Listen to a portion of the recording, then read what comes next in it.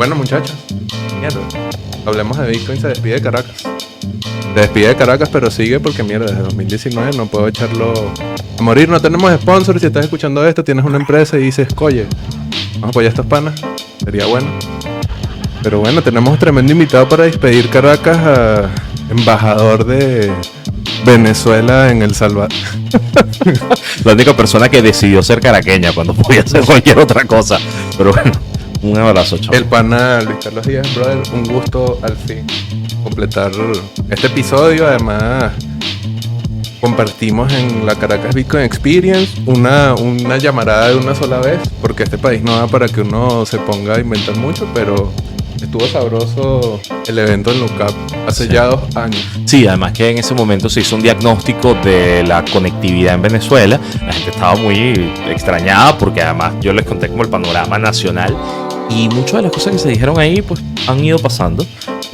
Una de ellas importantísima es cómo en Venezuela pasa todo al mismo tiempo. Hay gente que se está desconectando de internet porque las conexiones están fallando, los cables de cobre se deterioran, las empresas de telecomunicaciones tuvieron muchos años de pérdida, del 2013 en adelante, y en paralelo el crecimiento de conexiones de fibra óptica con mejores servicios, y las dos cosas pasan al mismo tiempo. No es que una te sustituya a la otra, sino que bueno, estamos viendo un cambio en este modelo de conexión.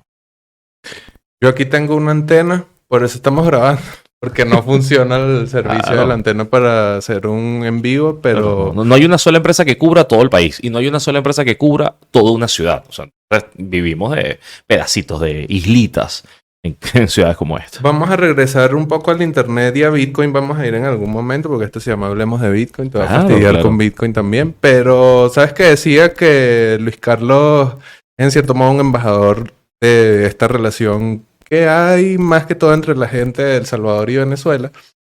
Yo no sabía que en El Salvador consumían tanta cultura venezolana. O sea, me he sorprendido cada vez más. Danny Ocean es así como... Pero recuerdan los adolescentes, pero, o somos tú y yo. Exacto, toda la de Danny Ocean que es nuevo, o sea, su primer éxito como del 2016 para acá. Pero cuando yo estuve en El Salvador en 2010, encendí el televisor en el hotel y estaban pasando Bienvenidos. ¿Tú te acuerdas de Bienvenidos en Venevisión? Con Miguel Ángel Lande. Con Miguel Ángel Lande y Hagan Bien No Miren a Quién. Pues eso lo pasaban allí. Y los salvadoreños se sienten así cercanos, un poco como nosotros sentimos con México y El Chavo y las telenovelas. O sea, es parte del referente del imaginario. Porque además la producción venezolana era muy buena, en los 80, en los 90, y se comercializaba allá. ¿Sabes qué? Quería partir por allí porque, bueno, parte de irse de Venezuela también es para poder asentarse en El Salvador como tal. Bitcoin, moneda de curso legal, ¿sabes? Para mí es no paraíso, ¿sabes? Es así como que, bueno, puede ser que no lo use mucha gente, muchachos, ya lo hemos hablado varias veces. Yo lo he escrito, o sea, no los voy a llamar engaño que está bitcoinizada la economía salvadoreña y todas las pupusas y tal, pero obviamente para mí hace mucho más sentido. Y quería preguntarte un poco, ¿hace cuánto que no visitas El Salvador? Y no sé si nos puedes contar qué fuiste a hacer, pero el panorama que viste allí para yo hablarte un poco de lo que yo he visto. Claro, porque es que justamente debemos tener perspectivas distintas pero conectadas. Yo estuve en El Salvador entre el 2010 y 2018, que fue la última vez que fui, unas 7, 8 veces. Yo siempre hago el chiste de que he ido más veces a El Salvador que a Mérida o que a Apure, por ejemplo. He ido más veces a El Salvador que a Guárico. Entonces, claro, es curioso y además me permitió conocer el país desde distintas perspectivas, porque yo fui en distintos viajes o con Radio Nederland Training Center, que antes existía un centro de entrenamiento de la radio holandesa que tenía formación de radio, televisión, y yo me encargaba de internet, de redes sociales, trabajos con ONGs de derechos humanos, otro trabajo que se llamaba Armando Paz, que era un programa de formación de la OEA, una invitación de la UCA, de la Universidad Centroamericana, que pasa a ser como la UCAP de El Salvador, pero esto hay que ponerlo en perspectiva. Entiendan que El Salvador vivió una guerra civil muy, muy dura, una dictadura muy dura, y los jesuitas, los sacerdotes jesuitas de la UCA fueron asesinados por los militares. O sea, la Junta Militar de El Salvador asesinó a los rectores, a los principales profesores, directivos de esa universidad. Entonces es un drama rudísimo. En Venezuela yo trabajé con los jesuitas en el centro Gumilla. Entonces, bueno, eso me permitió ir varias veces y conocer Cosas como, por ejemplo, las heridas de la guerra civil, de la guerra civil salvadoreña, la experiencia de pacificación, que hay que decirlo, un venezolano participó allí, Pedro Niquen. Pedro Niquen fue uno de los encargados de la negociación en El Salvador. Y también, bueno, conocí la realidad de las maras. De hecho, en uno de mis primeros viajes a El Salvador había, no sé si tú lo viste luego, pero había unos carteles gigantes que era la cara de Don Ramón, ya que te dije el chavo, y decía, no pagues la renta. Y yo pregunté, ¿pero qué es esto de no pagues la renta?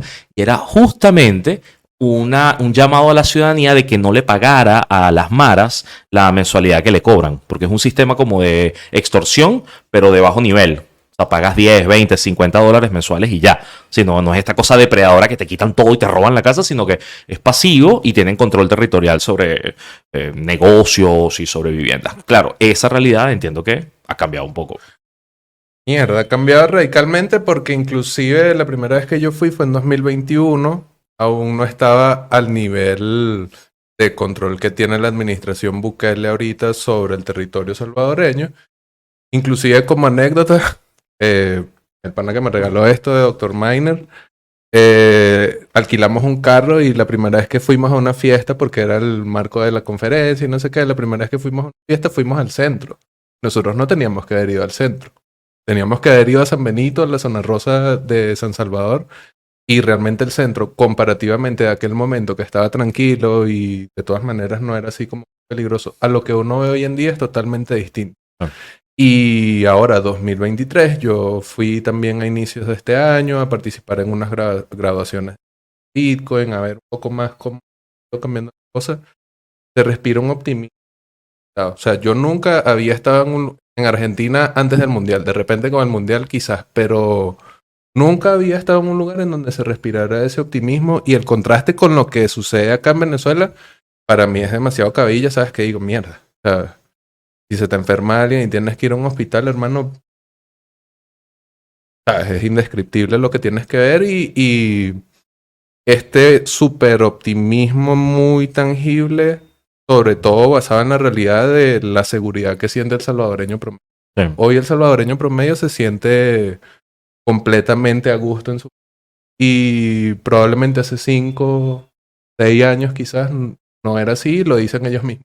Sí, cuando estuve, ya que sé esas comparaciones siempre, por ejemplo, una vez fui por un programa de protección de periodistas, de seguridad. A mí me tocó recorrer los países que eran más peligrosos que Caracas en esa década, y fue duro, o sea, conocer San Pedro Sula, Tegucigalpa, Ciudad Juárez en México, y San Salvador era una ciudad más peligrosa que Caracas, mortal.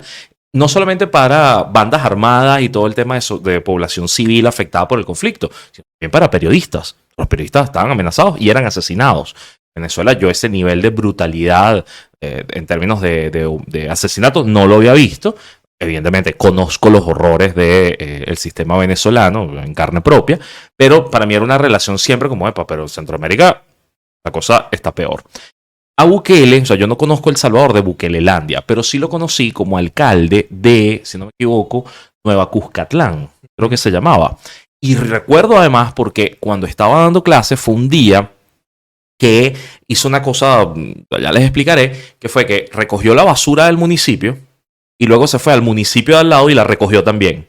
Solo para demostrar, según su campaña, que si la gente no robaba, alcanzaba, ¿no? Esa era como la idea. Se hizo noticia nacional y ahí es donde me explican quién es el personaje. Me dicen, no, vale, es que es alcalde, pero en realidad él es publicista y viene de una familia comerciante, o sea, como el cuento. Y dije, claro, este señor lo que está haciendo es empaquetar hitos, ¿no? Y convertirse en noticia. Y bueno, esta suerte de cosa medio populista, medio efectista, le sirve. Por supuesto, lo tengo que decir de entrada, yo tengo, aunque no he estado en El Salvador, tengo muchas diferencias con los métodos aplicados hoy. La razón muy sencilla, yo soy defensor de derechos humanos. En este Salvador policial, en este Salvador donde la gente se siente más segura, los primeros que fueron atacados fueron defensores de derechos humanos, antes que las maras. Atacaron a los defensores de derechos humanos, a periodistas. El Faro, que es el diario más importante de El Salvador, se tuvo que ir, el medio digital. Y la gente de la prensa con quien trabajé en El Salvador, pues también ha sido amenazada. Y me parece algo curioso y lo quiero conectar, digo, para no chocar, Javier, que de las primeras organizaciones que atacaron fue, si no me equivoco, FUSADES. Es una organización liberal salvadoreña, Es como se dice en Venezuela. Son una organización que trabaja por las libertades económicas. Y fueron de los primeros en ser atacados por un tema de Estado de Derecho. Entonces, claro, me hablas de un país que es más seguro, pero que yo siento que personas más de mi área no estarían bien, no estarían cómodas, porque al ser incómodos para el poder, se convierte en un objetivo policial. Voy a tener cuidado con lo que va a decir porque obviamente yo soy extranjero. Claro. Voy a ir allá. Voy a hablar desde mi experiencia. Sí, y me hago responsable de mis opiniones, sin problema. ¿Sabes? Voy a hablar sobre mi experiencia y hablando con mi muy buen amigo Napoleón Osorio. Napo, te quiero mucho. Mierda, o sea, desde jóvenes expuestos a la muerte, ¿sabes? Y hoy caminando tranquilos por su país, no sé qué. Entonces, realmente para el salvadoreño con el que yo he interactuado, para el salvadoreño vamos a decir promedio, porque es que yo también soy un venezolano promedio. El tema de los derechos humanos no está en el panorama. Es súper álgido y uno lo piensa y escucha los cuentos y dice, no opino, no digo más nada, pero eso es lo que quería contrastar. Vamos a ir a cuál es tu comida preferida de El Salvador. Las mías, las pupusas de chicharrón, queso y ajo. Son las mejores, son las mejores. Las mejores. Te cuento, yo me enamoré de las pupusas. Descubrí además que hay pupusas de maíz y de arroz, pero hay unas que están rellenas como de una plantita verde, loroco. Y es la locura. No solamente el loroco es genial, sino que además sabes que estás probando algo que en tu país no vas a probar. O sea, es una cosa súper local. Y además hay un montón de casos de salvadoreños que los detienen en aeropuertos porque llevan loroco para afuera y tratan de llevarse a los familiares y los tipos de migración dicen, mira, esto trae bichos, animales, larvas, esto tiene un montón de cosas y la gente dice que yo amo mi loroco. Eso me gustó, pero ¿sabes qué fue lo que más me gustó? La comida del mar. La comida, eso cuando te sirven esos cevichitos, esas conchas, ese tipo de cosas. Y El Salvador, y ojo, me lo disfruté muchísimo en todos los viajes. Yo espero volver. Okay. El problema es que muchos de mis amigos se tuvieron que ir. Entonces, eso pega también. Claro. Es que, como decíamos, pues obviamente es álgido el tema de los derechos humanos y teniendo esa relación como tienes con los derechos humanos, el periodismo, allí hay una realidad que es súper complejísima. Entonces, bueno, obviamente ahí está yo lo puedo ver de este lado demasiado óptimo y obviamente tú tienes una perspectiva distinta, pero ahí están pasando cosas súper creíbles, al menos desde la perspectiva de cambio, ¿sabes? Claro. Vamos a dejar El Salvador un poco y vamos a venir para acá. El año que viene hay elecciones en esta vaina. Yo no voto no sé hace cuánto, pero recuerdo lo de Capriles, ¿sabes? Como que a partir de ahí yo estudié filosofía, yo quería hacer carrera política. Es un día de confesiones. Mi idea era meterme en una estructura de partido y ser parapetista, ¿sabes? Los que estamos por detrás poniendo los mensajes, pero nunca participar. Eso no sucedió. Y de hecho, en algún momento yo como que tuve miedo del M28, yo vengo de la central, pues me apagué desde el principio de nada político, nada. En algún momento voté, como digo, pero ya para mí no tiene sentido, pues absolutamente ningún tipo de sentido la vida política en el país, y lo digo con dolor de haber estudiado la política, las estructuras y todo eso, y decir, bueno, realmente para mí eso no es realizable. Sí. Como que el ciudadano sea reducido realmente a su individualidad más radical y las necesidades cada vez te oprimen más, y puede ser que salga un diamante y se va para El Salvador, o verga. Consume. Hay elecciones el año que viene y el panorama para mí es que va a mantenerse. Sí, o sea, hemos crecido en autoritarismo, hemos crecido además viendo cómo todo empeora, cada variable empeora, y por supuesto que eso genera frustración ciudadana. Y eso que comentabas de cómo te individualizas, yo a eso le pongo un nombre, y es que hemos vivido una crisis por diseño. Y hay gente que se molesta mucho, términos, pero es que vivimos una crisis por diseño, y cuento un poquito, y es que se tomaron decisiones políticas para afectar la vida de la gente, para destrozarle la economía. Cada vez que se devalúa la moneda es una decisión política. Cada vez que se hizo escaso un producto fue una decisión política. O sea, no fue un desastre natural y que bueno, hubo un huracán y se llevó los sembradíos de maíz. Y entonces, no. Fueron decisiones políticas, diseños de políticas públicas que generaron escasez, hambre, muertes, migración, devaluación de la moneda, y eso hace que tú tengas que sacar cuentas pequeñas. La cuenta es, ¿me alcanza o no me alcanza? ¿Vivo o no vivo? ¿Aguanto o no aguanto? Y entonces me tocó incluso trabajar en casas y con familias donde había gente, y esto me pegó mucho de la crisis venezolana, había gente que guardaba comida en su cuarto. Que para mí era un indicador de la ruptura absoluta de las relaciones. O sea, que tú vivas en una casa, hay una familia, pero bueno, como estamos viviendo con la tía arrimada que no pone para el mercado, como estamos viviendo con el primo que no sé qué, entonces la gente guardaba comida en el cuarto. Esas son cosas que todavía los venezolanos no hemos procesado porque seguimos en trauma. Y si tú juntas las dos, es decir, tu vida te la destrozan por completo porque el Estado se metió y te quitó cosas.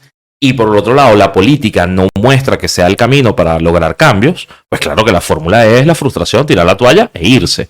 Bueno, 8 millones de migrantes ya. Eso es durísimo. Pero 2024 tiene esta trampa, y arranco con esa palabra, de que te plantea un escenario de participación, pero donde hasta este momento no hay ningún tipo de condición de que esa participación va a ser justa, respetada, que hay reglas de juego. Entonces, por eso es una trampa donde tienes que ver cuánto poder construyes de aquí a allá, cuánta capacidad de presión, para ver si se genera algún tipo de cambio. Eso es un tiro al aire, no sabes qué va a pasar. Y eso es horrible de vivir en Venezuela. Es una incertidumbre absoluta. O sea, digo que te acompaño en sentimiento, no creas que soy un optimista. Pero el asunto es que esa presión y esos cambios se logran si la gente participa un poquito más. Entonces, ahí es donde está difícil la venta. Sabes que, y antes de empezar, comentabas un poquito del debate de los gatos y quería, conectando un poco con lo que conversamos antes sobre El Salvador, si tú ves algún liderazgo así que puedan hacer, que pueda articularse, porque lo que pasa en El Salvador, y es mi perspectiva, es que el liderazgo es avasallante.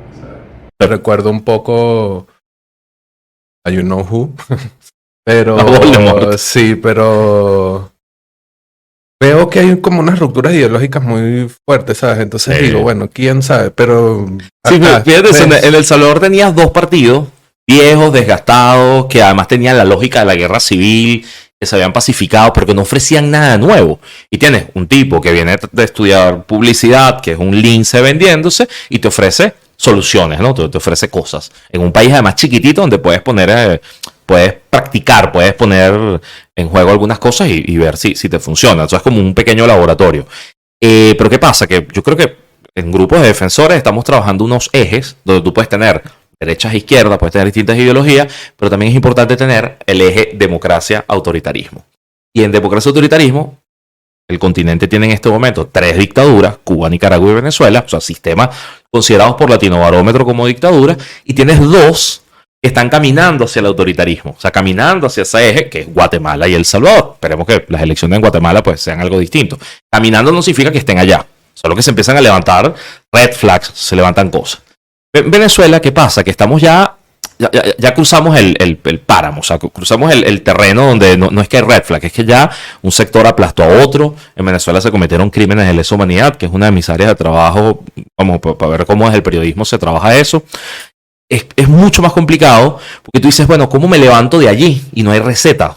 Por eso es que esta receta de si participamos ganamos, si votamos ganamos, ese tipo de cosas no venden, no funcionan, porque la gente ya vivió la frustración, ya vivimos la gran victoria de 2015, que fue mucho más importante que las elecciones anteriores, y fue frustrada por completo. Entonces, ese asunto de dónde vienen los liderazgos tiene un juego, y es que uno puede esperar a que venga un outsider, venga un tipo de afuera, pero otra cosa es, bueno, cómo lo construyes. Y construirlo es generar relevancia, generar discursos donde la gente se pueda sentir reconocida y generar movilizaciones. Es un asunto como de opinión pública, movilización y la toma del espacio de opinión pública. Yo creo que eso, aunque suene raro, se logró con el debate. Es decir, el debate no era exactamente un espacio para verlos a ellos pelearse. Era un espacio que comunicacionalmente fuese un gran momento, un gran hito, algo muy visible, y que fuese la gente la que dijera, me gusta esto y no me gusta esto. Hablo de casos al azar. Ya sabemos que María Corina está de primera en las encuestas y que a mucha gente que antes no le gustaba o no le hacía caso, ahora le gusta y le hace caso. Está bien. Pero se escucharon otras voces. María Corina igual fue al debate y ganó presencia, pero otros candidatos también. Ganó Delsa, ganó Superlano, ganó Caleca, Tamara Adrián, que la mayoría del país ni la conocía ni la había visto, fue escuchada. Y fue genial, fue decir, epa, pero aquí tenemos una profesora doctorada en Derecho que tiene criterios, que puede decir cosas, que quizás no es la candidata para ganar, pero le eleva el nivel al debate. Entonces yo siento que se gana en una cosa que vamos a llamar enjambre. Es decir, que no es un líder, es un conjunto de líderes. ¿Qué puede pasar? Bueno, que primero hoy no necesitamos a uno. Necesitamos que todos sigan trabajando, que todos sigan recorriendo pueblos y ciudades y que la gente los conozca y que sean parte del debate. Pero también ellos son los que necesitan mostrarnos a nosotros que son capaces de ponerse de acuerdo. Yo creo que es donde tenemos el problema ahorita. O sea, no es que no puedan, es que digan cuál es su método de negociación, ¿ok? Porque es curioso que de pronto, no sé, tú y yo seamos personas que hablamos y le decimos al resto de la gente, pónganse de acuerdo, pero entre nosotros no podemos. Cuando tú ves a los políticos que ni siquiera con sus interlocutores pueden ponerse de acuerdo, es muy complicado. Incluso eso pasó en el debate. Lo que poca gente vio, o casi nadie, en los camerinos hubo conversaciones entre ellas para cuadrar cuándo iba a ser la reunión para ponerse de acuerdo. Esa reunión que ocurrió hace ya algunas semanas nace en buena medida, ya habían sido convocados por la plataforma unitaria y otras cosas, pero el ponerle día y hora y tal, nace ahí, en 8 o 9 personas que se ven las caras y dicen, bueno, cuadramos para tal día, tal hora. Entonces, en ese sentido funcionó, porque además el debate fue una cosa organizada por sociedad civil. O sea, gente como nosotros que dijo, vamos a hacerlo, y se hizo. Con 0 presupuesto. ¿Verdad que estoy viendo que compraste agua? Yo decía, bueno, a nosotros el agua nos la puso un pana que llegó, pero no había ni presupuesto para el agua. Entonces, fue muy interesante en ese sentido. Ok, y el tejido social que habías mencionado tú con ese claro ejemplo de la gente que en familia, inclusive dentro de su casa, reserva alimentos. Yo, claro, por un lado veo esto sucediendo y digo, los liderazgos son necesarios y toda la cosa, pero el tejido social igual está bastante corroído, ¿no? Hasta cierto punto es como nos unen pequeños hilos, pequeñas cosas. Me recuerda esto de la red que hablas tú, que es el propio Internet, ¿no? Y ver de qué manera este tipo de espacios que son eminentemente digitales. Ojalá algún día hagamos un episodio en vivo con público y tal, pero por ahora siempre ha sido eminentemente digital y el trabajo en redes sociales y en general el seguimiento del descalabro del país. ¿Tiene algún tipo de relación? ¿Sirve uno ser un enfermo de ver qué tan mal está el país, hacer seguimiento de los derechos humanos, de los casos de la CPI, todo eso, sí, para que sirve, ¿no? Sí, y si sirve en qué sentido. Las sociedades tienen que sanar, tienen que trabajar. Y tú puedes decir, bueno, que se encargue la próxima generación, o sea, que se encarguen en 2 generaciones, y eso es una manera de verlo, o sea, vivir con el trauma y seguir adelante. O tenemos la posibilidad de trabajar a distintos niveles y decir, bueno, alguien se encarga y otros viven y otros hacen cosas.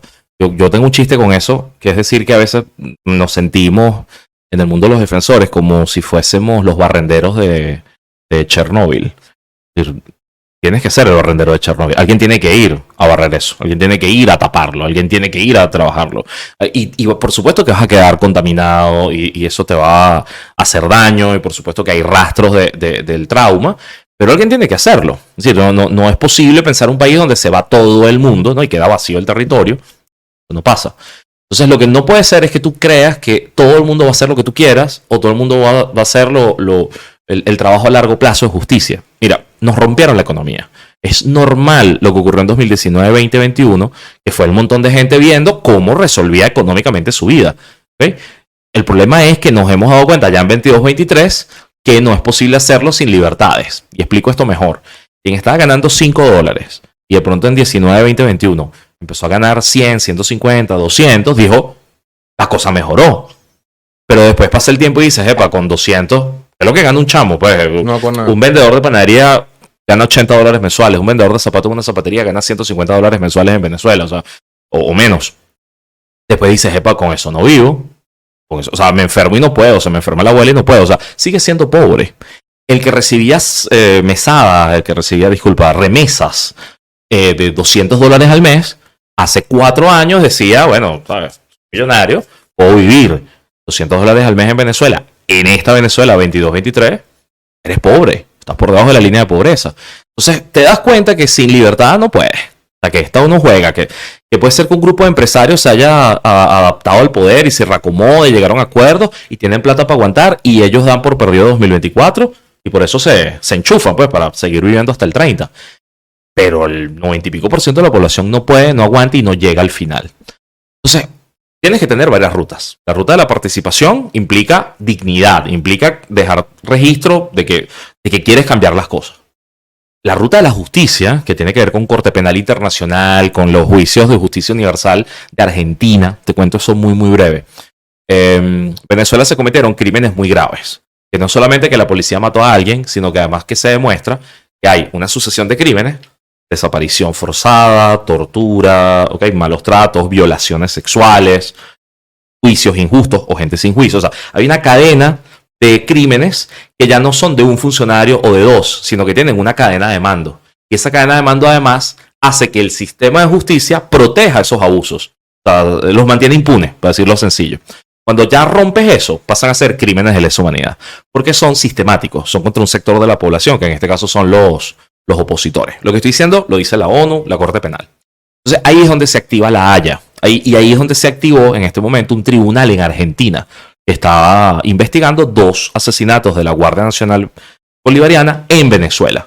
Entonces, son unas rutas que las víctimas, ahí sí no toda la sociedad venezolana, sino que las víctimas necesitan recorrer para que no haya olvido, para que no haya impunidad, para que haya algún tipo de resarcimiento, de reparación, para hacer justicia. Entonces sí tiene mucho sentido porque le da sentido a tu vida. Cuando eres víctima, cuando eres familiar de víctima, eso ayuda. Pero también le da al resto de la sociedad la esperanza, primero, de que hay cosas correctas. Esa es la otra. ¿Te acuerdas que te decía que el sistema te rompe? Bueno, ya dejas de pensar que está bien y que está mal. Y lo que hace es que te acomodas.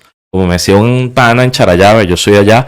Y bueno, si no lo logro con este trabajo, termino yéndome para la alcaldía. O sea, tiro la toalla y me enchufo. Y resulta que no, que el Estado no da para tanta gente. Que el Estado criminal, allá trabajan mucho con el tema de los impuestos y quitarle plata a la gente, unos impuestos demenciales, lo que hay en los municipios, eso no alcanza para tanta gente. O sea, no tantos pueden ser parásitos de los que sí trabajan. Entonces, esa jugada, necesitas darle rutas, y una de esas rutas es la justicia, la participación, y en los derechos humanos, fíjate qué pasa, que no es una religión. Los derechos humanos son una carta de navegación donde tú dices, mira, la gente es digna, y como es digna, tenemos que pelear por los nuestros y por los demás. Una cosa tan sencilla como que si el criminal más criminal de todos hizo cosas horribles, demuéstralo en un tribunal y encarcélalo. O sea, no estamos pidiendo que sea impune. Estamos pidiendo que se juzgue y se juzgue bien, ya que es tan criminal, que se demuestre y que cumpla su pena. ¿Sí? Entonces hay una diferencia entre eso y los juicios masivos sin defensa que ocurren y que son horrorosos, y que se llevan a gente inocente por el medio. Entonces ahí es donde los sistemas necesitan tener estándares.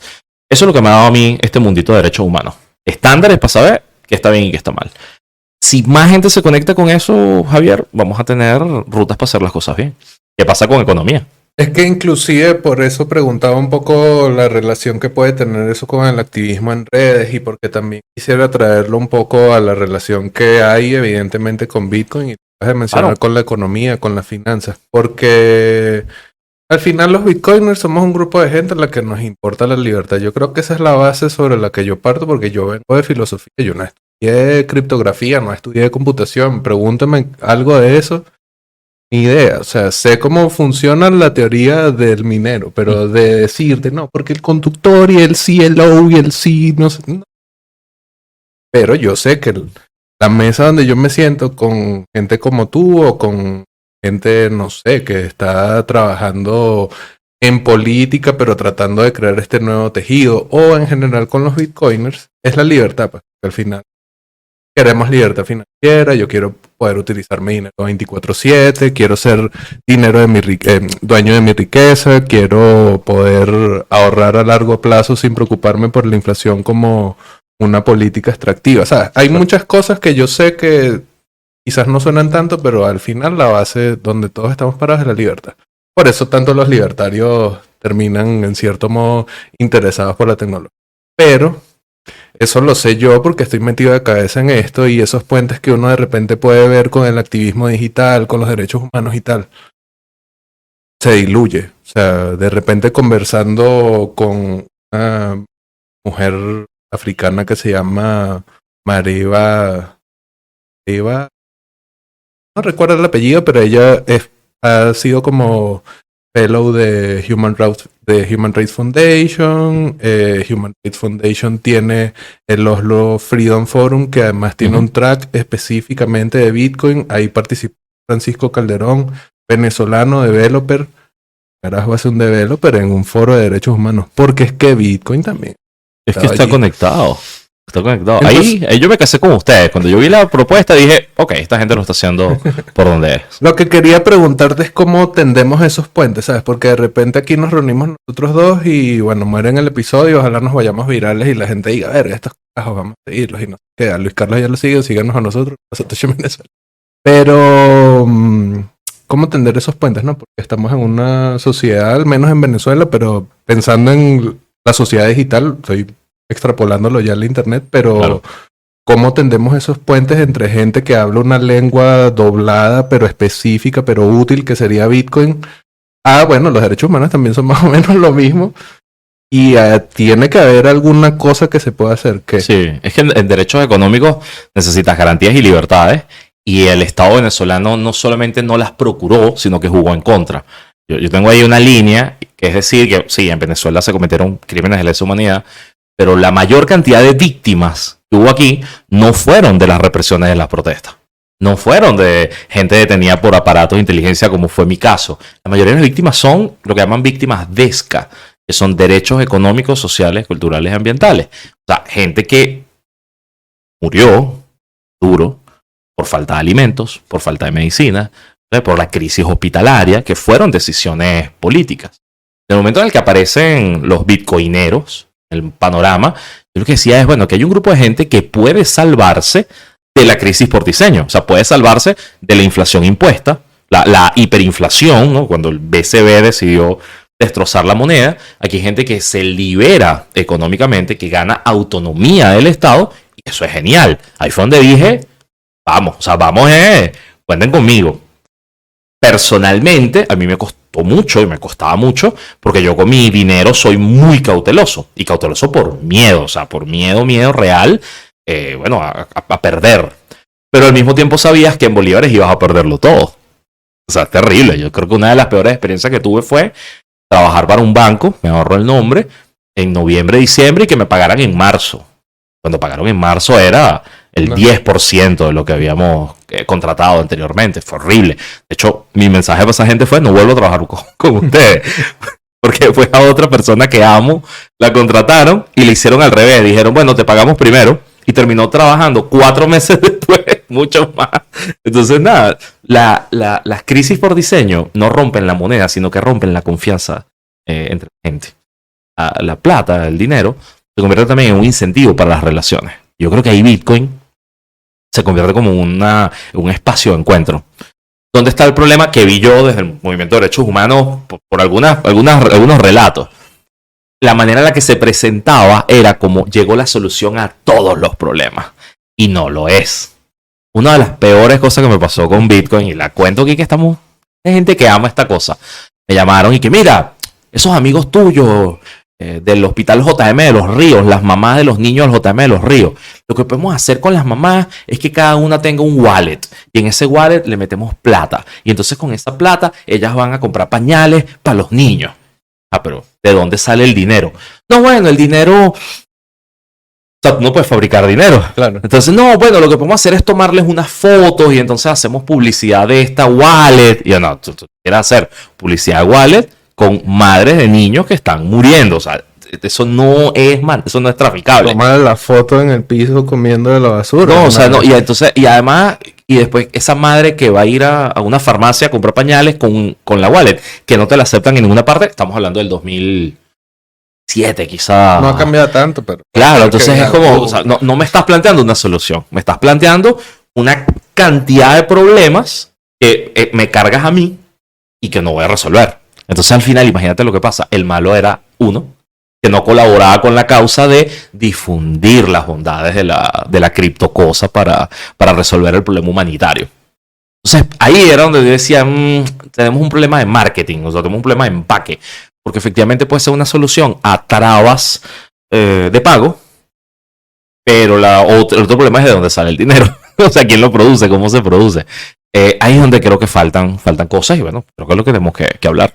Porque para las ONG fue muy complejo durante años hacer todo este lío cambiario para poder operar, poder funcionar. Sí, es que en parte eso no está resoluto porque no hay una opción así que tú digas que puedes ir directamente de la ONG o el activista de derechos humanos a pagar directamente. Pero la cosa es que el ejemplo de Bitcoin es como es descentralizado, resistente a la censura, pues realmente el discurso de derechos humanos muchas veces es censurado y la combinación de una herramienta financiera que es resistente a la censura con un discurso, con una práctica, con un activismo que muchas veces va a ser perseguido, tiene sentido. La cosa es que no hay una solución financiera total. O sea, Bitcoin allí no te hace el switch total, sino que te permite como ONG mantenerte por fuera del control de los estados, inclusive si fueses un enemigo de más de un gobierno, porque ahí es donde está la otra cosa, ¿no? Pensando también en esta amplitud de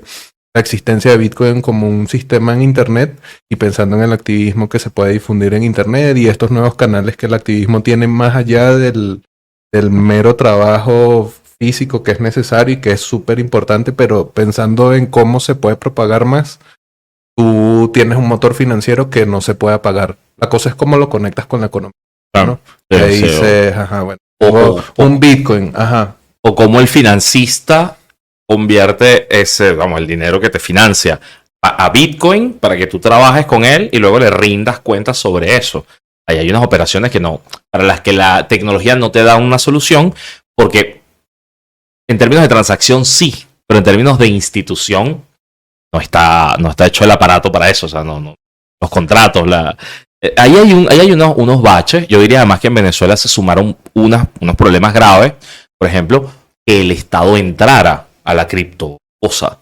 Cuando el Estado dijo, ahora yo también voy, tú dices, no, entonces yo me echo para atrás. Ya se mataron, no importa. Claro, por fortuna ya es como que la cosa se diluyó. Pero bueno, en estos días pasé por el centro de Caracas y hay un edificio que tiene el logo del Petro arriba y solo por tomarle fotos se me acercaron 2 guardias a preguntar qué estaba haciendo. Como, pero es una valla, señor, una valla de un cadáver, pero bueno, hay más vallas de cadáveres en esta ciudad, disculpe. Pero súper loco, porque cuando el Estado entra y te dice además usted tiene que registrarse y tiene eso que, bueno, se acaba la libertad. ¿Okay? Se acaba y empieza mucha vendedera de humo. Fue un problema. Y el segundo es que ponerle nombre, Sudeban. La superintendencia de la actividad bancaria le ha puesto tantas trabas a los bancos para todo, o sea, para transar con bolívares, para transar con dólares, con cripto no pudo. Porque además era, bueno, ¿cuál tajada me queda de esto? En Venezuela todavía hoy hay problemas para hacer transacciones en dólares o para que los bancos tengan herramientas de pago en dólares o créditos, no hay créditos. O sea, todo eso son controles económicos. Controles de corte o socialista o muy corruptos, o sea, muy de controlo todo yo. Entonces, claro, eso fusionarlo con Bitcoin es todavía problemático. Entonces, termina siendo poco sexy. ¿Para quién es sexy? Para los más jóvenes. Pero de ahí te cuento, yo recuerdo, así podemos entrar más duro en bitcoineros. Me iban a hacer un pago, dije, bueno, chévere, hámelo en Bitcoin, que es una manera de ahorrar. Y me lo pagaron cuando estaba como en $56,000 el Bitcoin. Qué sabroso. Y yo recibí la plata y era como, con esto me compro un Nintendo Switch. Y un mes después me compraba un control de Nintendo Switch. Y esa volatilidad asusta. Esa volatilidad hace que un montón de gente diga no. Porque qué rico si entraste en 10 y subió a 20, 28, 30 y pico, 40. Pero si entraste en 60 y se desplomó, es difícil. Yo recuerdo esta cosa o sea, compra cuando baje. Buy the dip, no me gusta usar términos en inglés, pero el buy the dip, y es como, pero ¿cuál es el dip? Si de 60 baja a 50. El dip del dip. Claro, si bajo a 50 compra, pero bajo a 30. Bueno, perdiste. Esa volatilidad es muy difícil de vender a gente que es súper conservadora con su dinero. Sí, ahí habría que ver, Porque ahora, bueno, hay stablecoins y también la Human Rights Foundation ha estado como indagando en las stablecoins, que son como pseudodólares. Sí. Es que ese fue mi error. Yo lo tenía en stablecoin y la tiré a Bitcoin y perdí. Me hubiese quedado con mi cosita. Tendría el Nintendo Switch todavía. O tendrías chance de comprar un poquito más en este momento. Sabes que la cosa de la volatilidad es que obviamente te va a afectar en periodos cortos de tiempo, pero si tú amplías el horizonte y dices, bueno, yo realmente sí tengo capacidad de ahorro, puedo ahorrar $5 mensuales que no me van a doler. Sabes, como que comienza a añadirle complejidades que realmente hasta ahora no se puede paquetar del todo de cara a esto que hablábamos de los derechos humanos, del activismo. Están allí esos puentes y obviamente que la Human Rights Foundation esté tan de cabeza con eso y que haya un track específicamente de Bitcoin y ver que activistas de derechos humanos en lugares como Siria, en lugares parecidos a Venezuela con realmente derechos dados para la ciudadanía, lo ven como una cosa útil. Es interesante, pero sí hay que mejor empaquetarlo. Gato, quería preguntarte si tienes alguna pregunta mientras los cuernos nos dice, bueno, puedes agregar. Yo te voy a plantear algo ahí que todavía siento que falta. Es importante en este mundito, que es la simplificación de los procesos. Te lo voy a plantear así. En la medida que tú simplificas más, empoderas a mucha más gente sin información para que entre. Entonces, por ejemplo, yo podía dar una clase sobre cómo generar una llave de encriptación para tu correo electrónico en 2014, 15, y esa era una clase que te tomaba 6 horas, 8 horas para que la gente lo hiciera, el taller, probar, enviar, no sé qué, para poder una llave de encriptación, Llega Proton Mail y con Proton Mail es invisible ese proceso y entonces puedes enviar correos y están encriptados. Llega Signal a tu mensajería y los tipos ya los mensajes están cifrados y demás. Signal además es tan bueno que WhatsApp usa su protocolo para que los mensajes estén cifrados. Entonces, vamos a ver la diferencia entre tener un carro automático y fabricar el motor de un carro, que es el tema criptográfico más difícil. Ahí yo creo que tenemos más o menos lo mismo con el tema Bitcoin, porque yo entiendo y comparto esta premisa de que tú tienes que ser el dueño de tus llaves y tienes que tener contigo tu cosa y tienes que no sé qué, tienes que tener ese control, pero la curva de aprendizaje para un usuario promedio es imposible. No es que es difícil, es que es imposible. Que ser alguien curioso, con tiempo y demás. Entonces los wallets o estos servicios intermediarios te ayudan, pero ya hemos visto que algunos de ellos han quebrado. Entonces más bien se trata de conseguir instancias confiables, lo más confiable que puedan, que te den estabilidad de interfaz, para que, bueno, la gente utilice esto te digo todo esto porque tú me dices, hay un activista de derechos humanos en Siria. Bueno, yo te puedo hablar de miles en Venezuela o afuera. Yo necesito darle una solución. Yo necesito darle una cosa que haga clic y funcione. Y que no tenga que aprender de cero todo. Entonces ahí es donde los dos paradigmas chocan. Porque por supuesto que uno quisiera que todos aprendieran todo. Pero no va a pasar. Entonces ahí es donde está el juego. Pero lo de la libertad, compro por completo. O sea, lo vamos a necesitar para, primero por un tema transnacional y segundo por un tema de cuidarte de sistemas, más que bancarios, son sistemas de espionaje, porque se suma lo bancario con la actividad en redes, con la actividad física, el tracking personal. Entonces necesitas tener cierto resguardo de tu privacidad. ¿No crees que el recibir pagos a través de cripto y Bitcoin podría cobrar más importancia debido a las recientes noticias del gobierno bloqueando fondos de ONGs? Ha habido en Venezuela persecución financiera, sobre todo generación de miedo. ¿Okay? Por ejemplo, no es que te bloqueen la plata, pero te allanan. Claro, es un daño físico muy grande que te afecta. Todavía el tema Bitcoin es muy abstracto porque para ONGs que trabajan, por ejemplo, con financiamiento internacional, con multilaterales, con distintas instancias, ellos no usan Bitcoin. Entonces tendría que ser aguas arriba, de que los financistas digan, nosotros vamos a trabajar así. O quienes donen. O sea, me imagino como un grupo de gente que de verdad cree en la libertad y dice, vamos a financiar esto, y financian desde Bitcoin. Ahí se pudiese pensar. Y luego está el cómo se desparrama, cómo baja. No sé si ustedes tienen un término para eso, pero cuando tengas que pagarle un facilitador, al que graba, al catering, o sea, cuando tengas que pagar eso, ¿cómo pagas? Entonces tienes que lograr como una estructura que sea completamente paralela, no rastreable, que no tenga un punto de fuga. Y eso es difícil. En términos de diseño es muy difícil. Pero sí, Venezuela sigue. Bueno, no se los había contado. Pero este tema de los controles y la persecución es tan grande que hay financiamientos que para Venezuela terminan no dándose. No dándose. O sea, se van a otro país. Pero es un gran financista. Dices, yo prefiero ir a Yemen o Afganistán, donde hay mejores sistemas bancarios o más resguardo de mi dinero que Venezuela. Y no porque la banca aquí sea mala, sino porque el Estado controla. Dato que no sé si saben, Venezuela vive una emergencia humanitaria. Se calcula una cantidad de X millones de personas. Ellos dicen 9, pero en realidad pueden ser 20.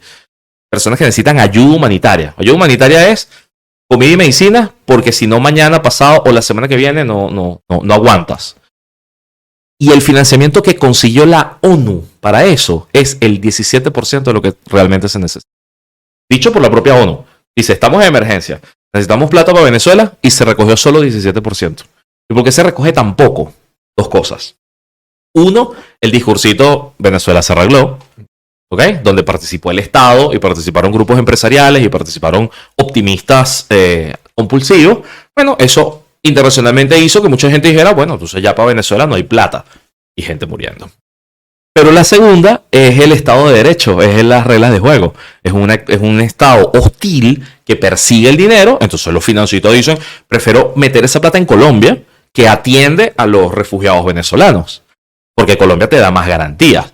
Pero bueno, el asunto es más bien que la gente no tenga que salir corriendo. O sea, estamos en un momento muy rudo donde cualquier flujo de dinero creo que puede ayudar un poco más. Le mandé una foto de Luis Carlos al grupo de Satoshi en Venezuela. Muchachos, aquí vamos a comentarle lo que nos dice Piero, admin Piero. Saludos, Piero. Yo era parte de ese grupo. Sí. Yo era parte por años. Nos pusimos tóxicos, me parece. Es que se ponen... No, ¿saben qué me pasó? Que había pocos memes. Se tomaron la cosa muy en serio y qué aburrido. ¿Qué horizonte se vislumbra Bitcoin en la promoción de actividades de lucha por derechos humanos? Lo hemos estado conversando aquí en Venezuela. Donde por cualquier cosa se puede coaptar el suministro de dinero en ciertas iniciativas privadas. Siempre se ven el uso de medios de pago que involucra peripecias para los usuarios. Parece que la promoción del uso de Bitcoin dentro de estos círculos es muy baja. Es un comentario. Pregúntale, nos dice Rocco, Community Manager de Satoshi en Venezuela. Saludos, Altafacha 69. Pregúntale cuál considera mejor, Jujutsu Kaisen o Kimetsu no Yaiba. Yo amo las dos historias. Jujutsu Kaisen es un anime y Kimetsu no Yaiba, Demon Slayer, Cazador de Dragones, también. Los dos plantean este asunto de hombres y demonios, pero Kimetsu no Yaiba apunta más a la bondad del ser humano, a la empatía, y el otro es tirar coñazos y ser más fuerte. Entonces las dos cosas son necesarias. Lo que sí te diría en términos de animación es que están subiendo el nivel por completo, porque el trabajo que están haciendo es increíble. Estamos hablando de anime y somos un poquito otakus. Pero, ¿qué me pasa con estos grupos? Que yo por lo general me relaciono en mis círculos con gente que trata de sobrevivir en bolívares. Luego tienes otro grupo un poquito más privilegiado que sobrevive no en bolívares, sino en dólares. Y los poquitos que usan Bitcoin son personas que están probando como en una cartera de riesgo, una cartera de inversión, y dicen, bueno, esto es una partecita, ¿no? Este es el 1%, el 2%, el 5% de mi ahorro. Entonces ya, Bitcoin no es una conversación constante. Cuando estaba en este grupo con ustedes, me conseguía gente que decía, no, que yo vendí mi carro para comprar Bitcoin. Yo lo leí textual en el grupo. Era como, pero esto es verdad. O sea, gente que tenía toda la plata metida allí y que cuando empezó a caer, algunos decían y que no, yo voy a ir a trabajar a McDonald's y tal. Fue rudo. Fue rudo porque yo decía, las crisis nos hacen más torpes para tomar decisiones, la falta de información de calidad nos hace más torpes y esa torpeza se paga con pobreza. Y eso da miedo. Eso da mucho, mucho miedo. Entonces, claro, me gustaría más bien explorarlo ustedes. ¿Cómo lidian ustedes con la tensión, con la ansiedad, con el no saber? Porque este tema de que la plata se va a perder es durísimo. Y disculpa, Sí. yo lo digo como persona traumada. Es decir, a mí me robaron. A mi casa entraron y me robaron todo. Entonces, el tema de perder lo que trabajaste, a mí me afecta psicológicamente. Entonces, ¿cómo lidian ustedes con eso? Yo estoy en Bitcoin cobrando propiamente desde 2017, pero nunca me he hecho millonario, no he tenido un Bitcoin completo nunca.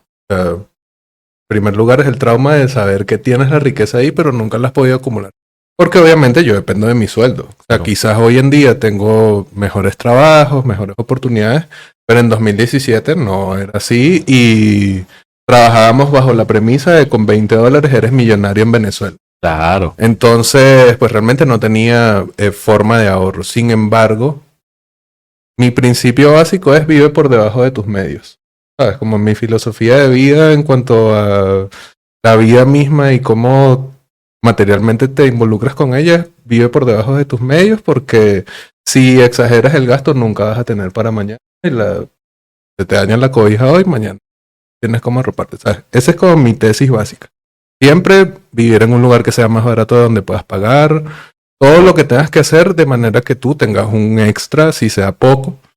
Entonces, Bitcoin a mí lo que me ha ayudado es a potenciar esa capacidad de ahorro a largo plazo. Es lo que decía antes, si yo sé que yo tengo una capacidad de ahorro mínimo a largo plazo de 5 años y puedo poner estos $5 mensuales durante 5 años, yo lo voy a hacer en Bitcoin y no me interesa nada. Dólares, no me interesa euros, BRICS, no me interesa nada. Me interesa Bitcoin, solo van a haber 21 millones. Yo me estoy comprando un pedacito de algo que sé Que va a ser escaso. probado con criptografía y pudiésemos hacer ahorita aquí check U2XO verify y hacer unos comanditos y te va a decir hay tanto sobre tanto. Y tienes esa certeza, entonces digo, bueno, y yo puedo hacer esto a largo plazo y ha funcionado, porque claro, tú mencionabas el ejemplo lamentable de haber visto casi el tope y luego seguirlo, pero también están los ejemplos contrarios de haber estado en 3.500 cuando se fue el COVID. Yo me estaba mudando para acá, vendí todo mi Bitcoin, pero el primer momento en donde tuve dólares y estuvo un precio más o menos ahí. Entonces, muchas de las veces en donde yo he dicho, sí, tiene sentido tomar este riesgo porque sé que al final no me voy a morir de hambre ni voy a terminar viviendo bajo un puente, ha tenido sentido a largo plazo. Y bueno, obviamente nosotros no recomendamos inversiones, esto es un canal educativo, yo he entrevistado traders y cosas así, pero nosotros no somos un proyecto de trading, sino pensar como venezolanos promedios, oye, cómo esto te puede beneficiar, ¿sabes? Entonces en el grupo se han desarrollado mercados pequeños de gente que confía en el grupo, confían entre ellos y intercambian, ¿sabes?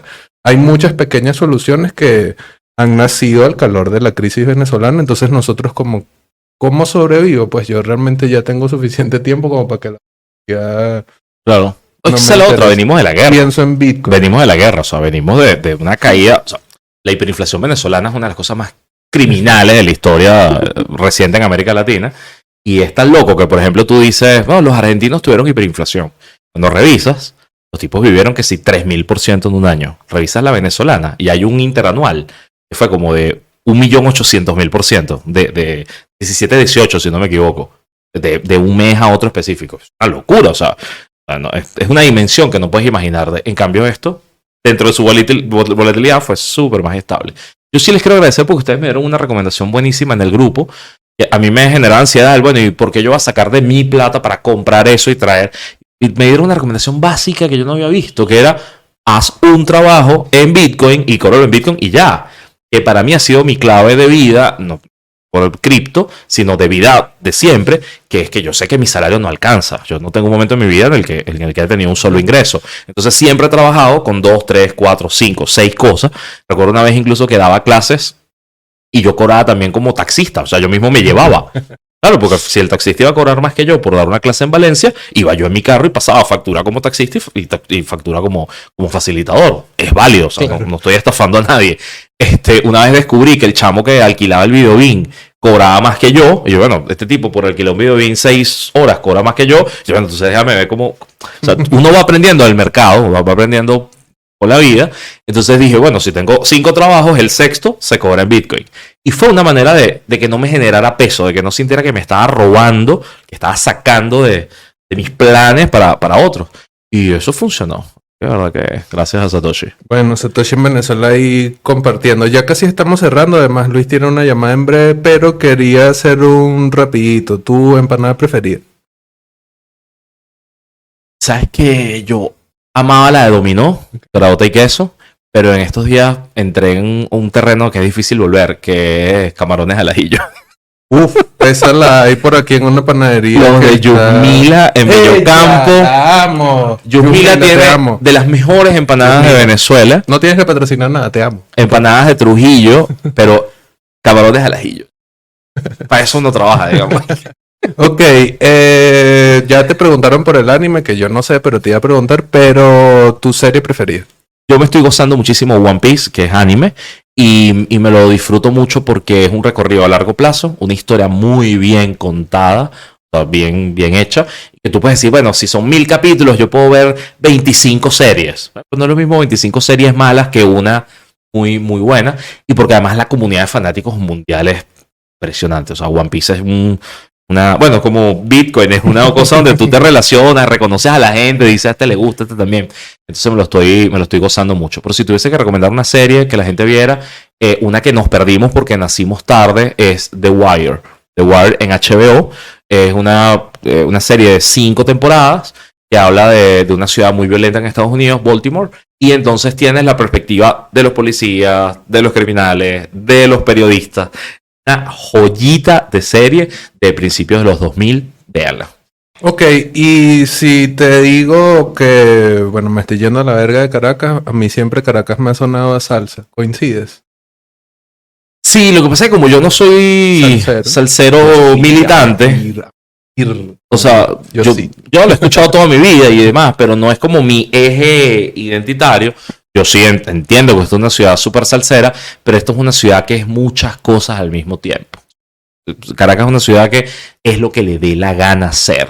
Y eso es increíble. Es decir, cuando tú sales de América Latina y empiezas, ojo, hagan esto, traten de ver otras capitales y traten de ver las historias recientes. Tú dices, epa, Caracas fue moderna mucho antes que Ciudad de México y mucho antes que Bogotá y mucho antes. O sea, la modernidad y la conexión con el mundo tiene décadas en Venezuela. Más bien vivimos la época oscura, la época horrible.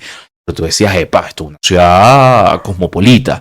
Y eso me encanta. Caracas es flexible. Caracas tiene una identidad rica. Es una ciudad dulce. Es otra cosa. El sabor de esta ciudad es dulce. Y eso hay que venderlo. Ok, quería despedirnos, pues bueno, obviamente agradeciéndote tu tiempo, Gato, gracias también por acompañarnos. No creo que hubiese grabado también yo aquí solo. Un regalo que te estamos dejando, una taza de mi primer Bitcoin. Qué y bello. mi primer Bitcoin, el proyecto que todos queremos que tenga éxito en El Salvador, educando sobre Bitcoin de manera privada. Stickers de Satoshi en Venezuela y bueno, también un libro de Inventemos Bitcoin de Satoshi en Venezuela, todo de parte de Satoshi en Venezuela, los locos del grupo allí te envían y bueno, gracias por tu tiempo. No, vale, gracias. Volveré al grupo de Telegram para ver los comentarios del programa. Oppenheimer o Barbie. Barbie. Pero total.